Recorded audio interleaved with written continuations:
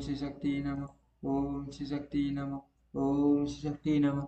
ओम श्री शक्ति नमः। सुनीता का तपस्या के लिए वन में जाना, रंपा आदि सखियों का वहां पहुंचकर उनसे मोहिनी विद्या सिखाना, अंक के साथ उसका गांधर्व विवाह, बेन का जन्म जन्म और उसे राज्य की प्राप्ति। ऋषियों ने पूछा, सूर्य गंधर्व श्रेष्ठ सुशंक ने जब सुनीता को साप दे दिया, तब वह साप उसके ऊपर किस प्रकार लागू हुआ? उसके बाद सुनीता ने कौन कौन सा कार्य किया और उसको कैसा पुत्र प्राप्त हुआ? सूर्य बोले, ब्राह्मणों, हम पहले बता बता आए हैं कि सुशंक के साप देने पर सुनीता दुख से पीड़ित हो अपने पिता के निवास स्थान पर आई और वहां उसने पिता से अपनी सारी करतूतें कह सुनाई। मृत्यु ने सब बातें सुनकर अपनी पुत्री सुनीता से कहा, बेटी, आपने बड़ा भारी पाप किया है।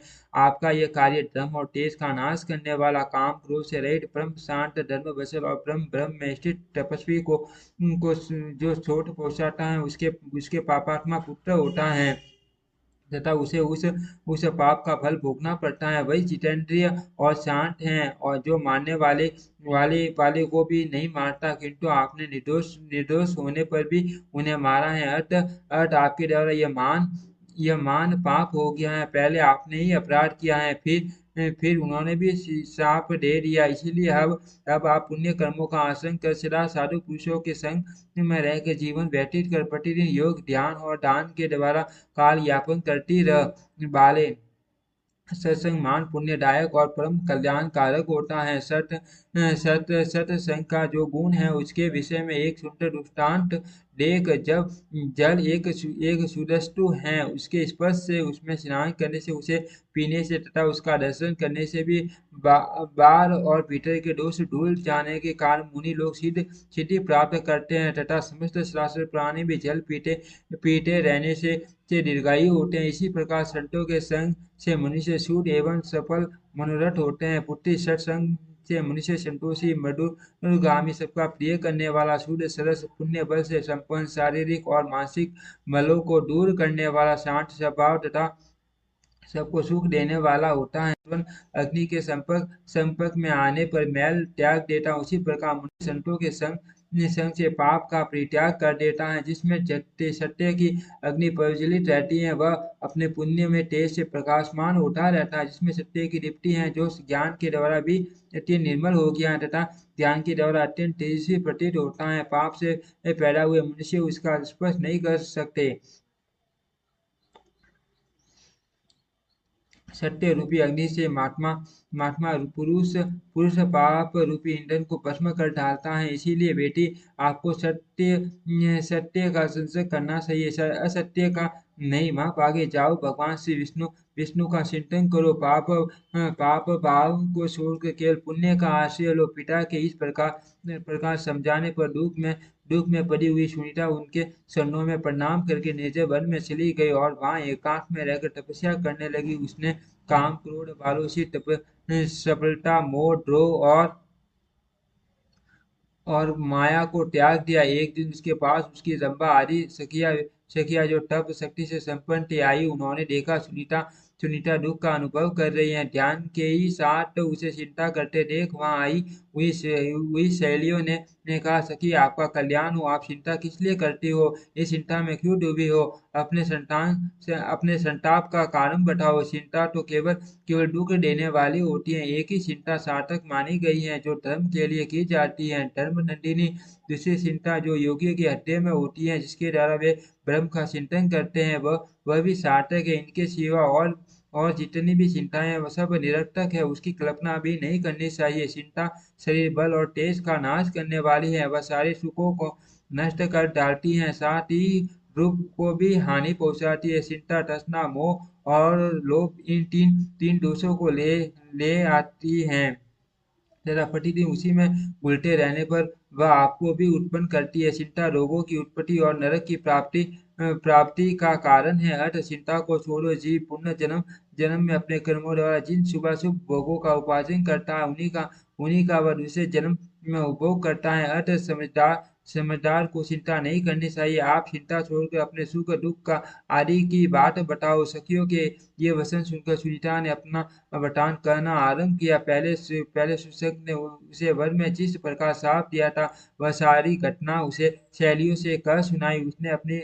अपराध को भी वर्णन किया। उस समय माँ भागा सुनीता मानसिक रूप से बड़ा कष्ट पा रही थी। उसका सारा वृत्तांत सुनकर सखियों ने कहा, माँ भागे, आपने आपने आपने दुख को तो त्यागी देना चाहिए, क्योंकि वह शरीर का नाश करने वाला है। सुबह आपने आपने अंगों में सती स्त्रियों के जो उत्तम गुण है, उन्हें हम अनित्य कहीं नहीं देखते। उत्तम स्त्रियों का पहला आभूषण रूप है, दूसरा शील, तीसरा सत्य, चौथा आर्यता, सदाचार, पांचवा धर्म, छठा सतीत्व, सातवां रुद्रता, कार्य करने का उत्साह, नौवां मंगल गान, 10वां कार्य कुशलता, 11वां काम का आधिक्य और 12वां गुण मीठे वचन बोलना।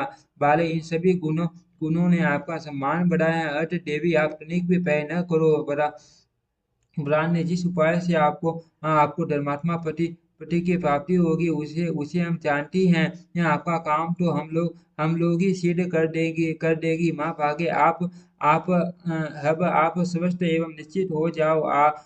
हम आपके हम आपको हम आपकी आपकी एक ऐसी विद्या प्रदान हम आपको एक ऐसी विद्या प्रदान करेगी जो पुरुषों को मोहित कर लेती हैं।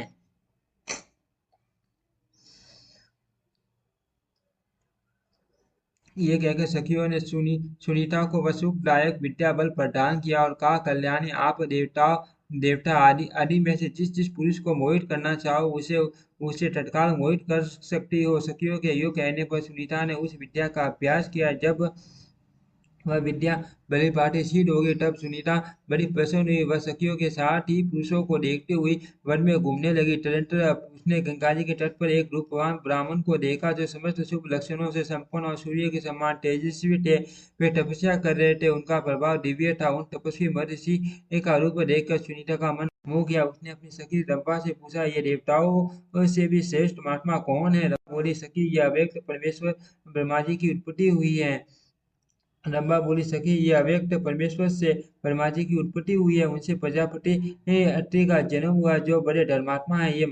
ये माँ मना तपस्वी उन्हीं के पुत्र हैं। इनका नाम अंग है। भद्रे, ये नंद वन में आए आए थे। वहाँ नाना प्रकार की तेज से संपन्न इंद्र का वैभव देखकर इन्होंने भी उनके समान पद पाने की अभिलाषा की सोचा, जब मुझे भी वंश को वाला ऐसा ही पुत्र प्राप्त हो, तब मेरा जन्म कल्याणकारी हो सकता है। साथ ही यश और कीर्ति भी मिल सकती है। ऐसा विचार विचार करके इन्होंने तपस्या और नियमों के द्वारा भगवान ऋषिकेश की आराधना की, और जब की आराधना की है। यह जब भगवान अत्यंत प्रसन्न होकर इनके सामने प्रकट हुए, तब इन महर्षियों ने इस प्रकार वर मांगा, मधुसूदन, मुझे इंद्र के समान अपने अपने अपने समान तेजस्वी एवं पराक्रमी पुत्र प्रदान कीजिए। वह पुत्र आपका भक्त एवं सब पापों का नाश करने वाला होना चाहिए। श्री भगवान ने कहा, महात्मा, मैंने मैंने आपको ऐसा पुत्र होने का वर दिया, वह सबका पालन करने वाला होगा। यूं कहकर भगवान अंतर ध्यान हो गए। तब से विप्र अंग किसी पवित्र कन्या की तलाश में है। जैसे जैसे जैसे आप सब अंगों से मनोर हो, वैसे ही कन्या वे चाहते हैं। इन्हीं को पति रूप में प्राप्त करो। इनसे इनसे आपको पुण्यात्मा पुत्र की प्राप्ति होगी। ये माँ बाप तपस्वी और पुण्य बल से संपन्न है। इनके वीर्य से उत्पन्न हुआ पुत्र पुत्र इन्हीं की गुण संपत्ति से युक्त माँ तेजस्वी समस्त धर्मात्माओं में श्रेष्ठ परम सौभाग्यशाली युगात्मा और योग तत्व का ज्ञाता होगा। सुनीता बोली, भद्रे ने आपने ठीक कहा है। मैं ऐसा ही करूंगी। इस विद्या से ब्राह्मण को मुंह में डालूंगी। आप मुझे सहायता प्रदान करो, जिससे इस समय मैं उनके पास जाऊं। चंपा ने कहा, मैं आपकी सहायता करूंगी, आप मुझे आज्ञा दो। सुनीता के नेत्र बड़े बड़े थे। वह रूप और यौवन यौवन से शोभा पा रहे थे। उसने उसने सद्भावना पूर्वक माया से दिव्य रूप धारण किया। उसका मुख बड़ा ही मनोहर था। संसार में उसके सुंदर रूप की कहीं तुलना नहीं थी। वह तीनों लोगों को मोहित करने लगी। सुंदरी सुनीता झूले पर जा बैठी और बीना बजाती हुई मधुर स्वर में गीत गाने लगी। उसका स्वर बड़ा मोहक था। उस समय महर्षि अंक अपनी अपनी पवित्र गुफा के भीतर एकांत में ध्यान लगाए बैठे थे। वे काम क्रोध से रहित होकर भगवान श्री श्री जनार्दन का चिंतन कर रहे थे। उत्तम ताल स्वर के साथ गाया हुआ वह मधुर और मनोहर गीत सुनकर अंग का सिर ध्यान से विचलित हो गया। उस माया से संगीत ने उन्हें मोह लिया था। वे तुरंत ही आसन से उठे और बारंबार इधर उधर दृष्टि दौड़ाने लगे। माया से उनका मन संचल हो उठा था। वे बड़े वेग से बाहर निकले और झूले पर बैठी हुई बिना धारिणी स्त्री की ओर देखा। वह मुस्कुराती हुई गा रही थी। माँ यशस्वी अंग उसके गीत और रूप दोनों पर मुग्ध हो गए। तत्पश्चात वे मान मोह के वशीभूत हो उस तरुणी के पास गए। विशाल नेत्र और मनोहर मुस्कान वाली मृत्यु की यशस्विनी कन्या सुनीता को देखकर अंग ने पूछा, सुंदरी आप कौन है? किसकी कन्या हो? सखियों से घिरे हुई यहाँ किस काम से आई हो? किसने आपको इस वन में भेजा है? परम बुद्धिमान अंग का यह महत्वपूर्ण वचन सुनकर सुनीता उसने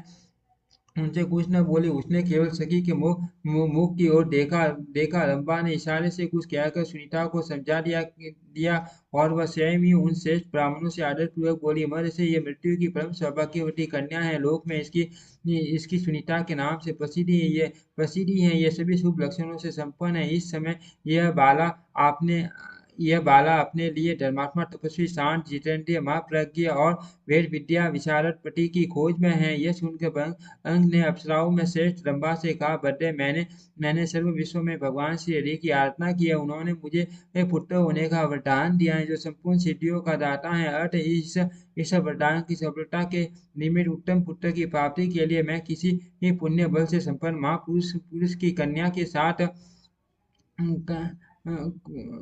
के साथ विवाह का विचार कर रहा था, किंतु कहीं भी अपने लिए परम मंगलमयी कन्या नहीं पा सका। यह धर्म की सुखमयी सुमुखी यह धर्म की सुमुखी कन्या धर्माचार परायणा है। यदि वास्तव में यह पति की तलाश में है तो मुझे ही स्वीकार करे। इसकी इसकी प्राप्ति के लिए मैं अदेय वस्तु भी दे सकता हूँ। रंभा बोली, देवीश्रेष्ठ आपको इसी प्रकार उदारतापूर्वक इसकी अभीष्ट वस्तु इसे देनी चाहिए। यह सदा के लिए आपकी धर्म पत्नी हो रही है। आप कभी इसका परित्याग न करें। इसके दोष गुणों पर कभी आपको ध्यान नहीं देना चाहिए। विप्रवर इस विषय में आप मुझे प्रत्येक विश्वास दिलाइए। सत्य की प्रतिष्ठा दिलाने वाला आप अपना हाथ इसके हाथ में दीजिए। अंग ने कहा, एक वस्तु निश्चय ही, अपना हाथ मैंने इसे दे दिया। इस प्रकार सत्य का विश्वास कराने वाला संबंध करके अंग ने सुनीता को गांडव विवाह की प्रणाली के अनुसार ग्रहण किया। सुनीता को उन्हें सौंप कर रंभा के हृदय में बड़ा हर्ष हुआ। वह अपनी सखी से आज्ञा लेकर घर को चली गई। दूसरी सखियों ने भी प्रसन्न होकर अपने अपने घर की राह ली। उन सब सहेलियों के चले जाने पर श्रेष्ठ अंग अपनी प्यारी पत्नी के साथ प्यार करने लगे। उसके गर्भ से उन्होंने एक सर्व लक्षण संपन्न पुत्र उत्पन्न किया और उसका नाम वेद रखा। सुनीता का वह माँ तेजस्वी बालक दिनों दिन बढ़ने लगा और वेद शास्त्र तथा उपकारी धनुर्वेद वेद का अध्ययन करके समस्त विद्याओं का पारगामी विद्वान हो गया। क्योंकि वह बड़ा मेधावी था, अंग कुमार वेद सृजनोचित आसान से रहता था। वह सत्य धर्म का पालन करने लगा। वैवस्वत मनवंतर आने पर संसार की सारी प्रजा राजा के बिना निरंतर कष्ट पाने लगी। उस समय सब लोगों ने वेद को ही सब लक्षणों से संपन्न देखा। तब श्रेष्ठ ब्राह्मणों ने उन्हें प्रजापति के पद पर अभिषिक्त कर दिया। तत्पश्चात समस्त ऋषि अपने अपने तपोवन में चले गए। उन सब के जाने के पश्चात अकेले वेद ही राज्य का पालन करने लगे। इस प्रकार वेद भूमंडल के प्रजापालक हुए। उनके समय में सब लोग सुख से जीवन बिताते थे। प्रजा उनके धर्म से प्रसन्न रहती थी। वेद के राज्य का प्रभाव ऐसा ही था। उनके शासन काल में सर्वत्र धर्म का प्रभाव छा रहा था। ओम श्री शक्ति नमः। ओम श्री शक्ति नमः। ओम श्री शक्ति नमः।